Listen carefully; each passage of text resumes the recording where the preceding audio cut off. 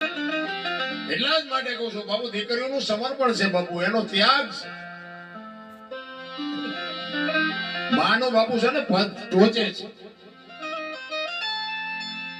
9 મહિના મા બાપુ ઉદરમાં સંતાનને રાખે, એનો જન્મ આપે, એનું લાલન પાલન કરે, બેહતા બોલતા ખાતા પીતા બધું માં શીખવે, અને વાય નામ બાપાનું લાગે. બોલો, માનો ભોગ છે એટલો બાપનો નથી. આખી દુનિયાને ખબર. એમાં હું આવી જાઉં ને, મારી લાગુ તો પડે જ ને કે મને એમ થાય કે માએ જે સમર્પણ કર્યું છે એ બાપે નથી કરેલું, તો આની વાય બાપ માનું જ હોવું જોઈએ, બાપનું ન હોવું જોઈએ.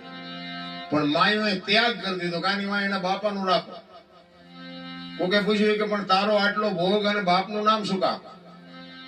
કે આ કદાચ કપાતર પાકે અને કોથળીઓ તોડીને ધૂળીમાં માથું ગાલીને પડ્યો હોય, કોક એમ કે કોનો છે, ફલાણી માનો છે, એમ કે છે મારા ખોળી એમ જીવ નહીં રે, 9 મહિના ઉદરમાં રાખ્યો, મારું કાળજું ફાટી જાય, એની વાય એના બાપાનું રાખો. આને સમર્પણ કહેવાય. અને હારા દીકરા છે ને એ માન ખબર છે કે આની વાય મારું જ રખાય.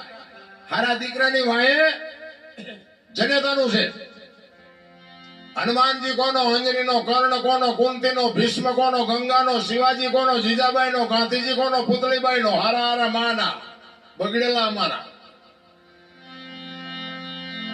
માં છે ને ઉપર બેઠી બધે સજા, મહારાસુર, પાવાગઢ, ચોટીલા બધે જ્યાં જાવ ત્યાં માં ઉપર બેઠી. શું કામ? મારા સંતાનની નજર રહે એટલા માટે. બાપા બધા ભોંયરામ છે, ત્રંબકેશ્વર ને રફાળેશ્વર ને ભોંયરેશ્વર ને રિયા સલમુ દાપે. માન બાપમાં ધરતીનો